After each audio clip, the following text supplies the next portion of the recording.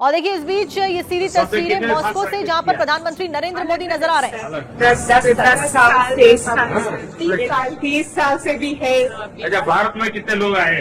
हिंदुस्तान को गए? सब लोग हिंदुस्तान आगे परफॉर्म भी किया वहाँ। चलिए, बहुत बहुत बधाई आप लोगों को।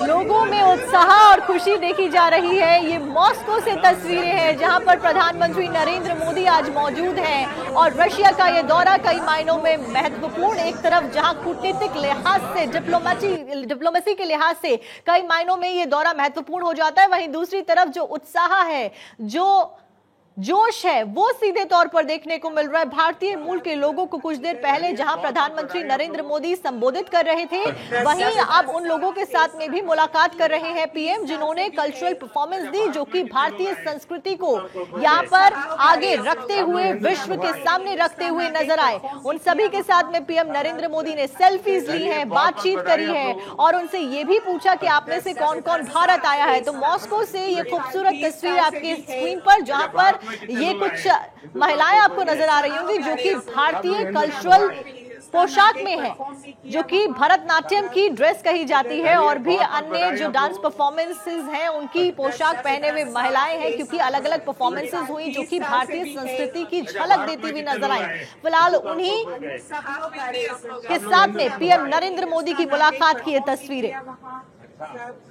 चलिए, बहुत बहुत बधाई आप लोगों को। 30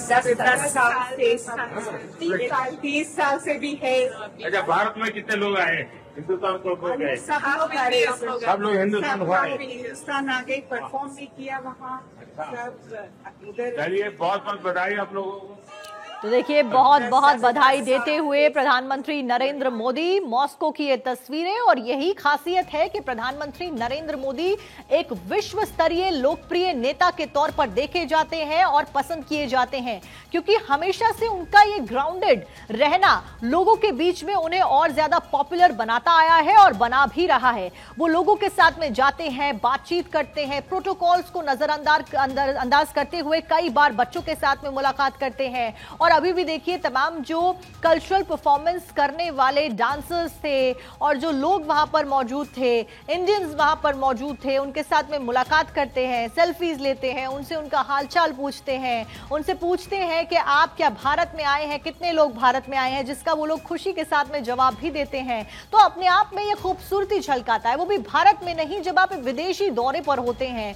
मात्र 2 दिन के इस दौरे में प्रधानमंत्री नरेंद्र मोदी ने कई अहम चर्चाओं में हिस्सा लिया और कई अहम मुलाकातें यहां पर करी। और इस बीच खुद राष्ट्रपति पुतिन के निमंत्रण पर प्रधानमंत्री यहां पर रशिया पहुंचे हैं। मॉस्को से तस्वीरें, आज क्रेमलिन में भी उनको पहुंचना है। और इसी के साथ साथ में कल प्रधानमंत्री ऑस्ट्रिया में मौजूद रहने वाले हैं और ऑस्ट्रिया के लिए आज ही पीएम नरेंद्र मोदी रवाना हो जाएंगे। लेकिन उससे पहले जहां द्विपक्षीय वार्ता का दौर लगातार चला और बड़े स्तर पर दोनों देशों की जो संबंध हैं वो आगे प्रगाढ़ होते हुए सीधे तौर पर नजर आ रहे हैं। और ये बैठक और ये द्विपक्षीय वार्ता और ये दौरा कई मायनों में महत्वपूर्ण इसलिए भी हो जाता है क्योंकि 2 साल के बाद, यानी कि जब रशिया और यूक्रेन के बीच में 24 फरवरी 2022 को युद्ध का आगाज होता है, उसके बाद किसी भारतीय प्राइम मिनिस्टर का, प्रधानमंत्री नरेंद्र मोदी का यह पहला दौरा है। और इसी वजह से यह दौरा कई मायनों में महत्वपूर्ण हो जाता है। इस बीच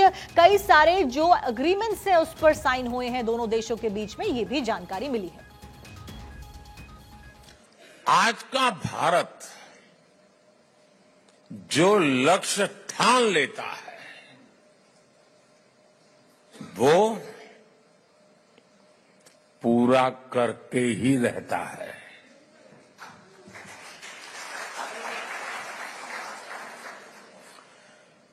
आज भारत वो देश है जो चंद्रयान को चंद्रमा पर वहां पहुंचाता है जहां दुनिया का कोई देश नहीं पहुंच सका।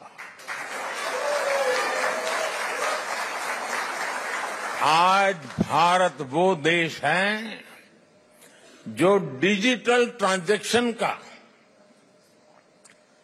सबसे रिलायबल मॉडल दुनिया को दे रहा है। आज भारत वो देश है जो सोशल सेक्टर की बेहतरीन पॉलिसी से अपने नागरिकों को एम्पावर कर रहा है। आज भारत वो देश है जहां दुनिया का तीसरे सबसे बड़ा स्टार्टअप इकोसिस्टम है। जब भारत सिर्फ 10 वर्षों में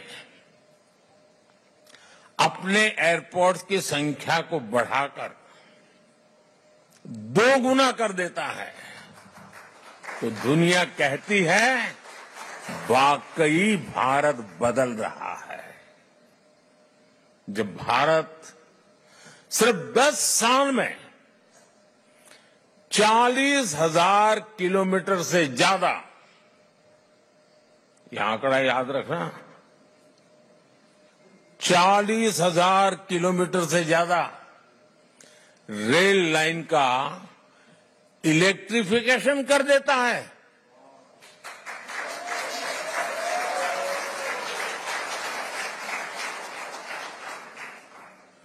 तो दुनिया को भी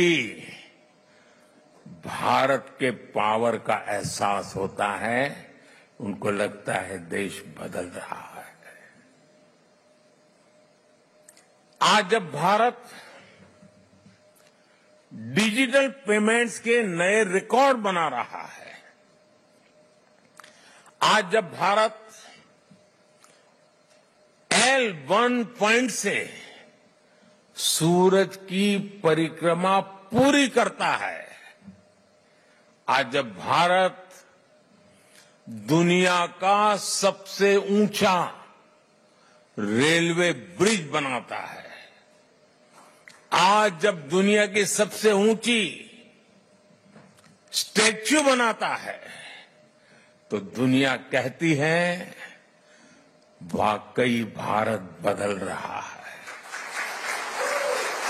मैं जब 2014 में पहली बार आप लोगों ने मुझे देश की सेवा करने का मौका दिया, तब कुछ सैकड़ों में स्टार्टअप हुआ करते थे।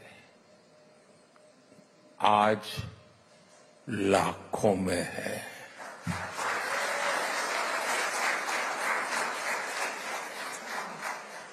आज भारत वो देश है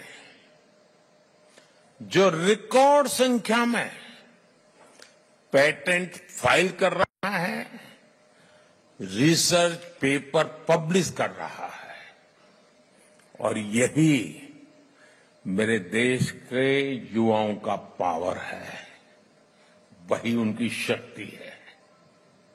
और दुनिया भी हिंदुस्तान के नौजवानों की टैलेंट को देखकर अचंभित भी है। साथियों, पिछले 10 वर्षों में देश ने विकास की जो रफ्तार पकड़ी है, उसे देखकर दुनिया हैरान है। दुनिया के लोग जब भारत आते हैं तो कहते हैं भारत बदल रहा है। आप भी आते हैं तो ऐसा ही लगता है ना?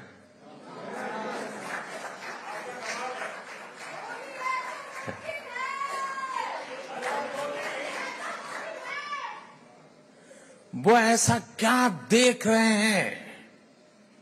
वो देख रहे हैं कि भारत का कायाकल्प, भारत का नवनिर्माण वो साफ साफ देख पा रहे हैं। जब भारत G20 जैसे सफल आयोजन करता है, तब दुनिया एक स्वर से बोल उठती है, अरे भारत तो बदल रहा है।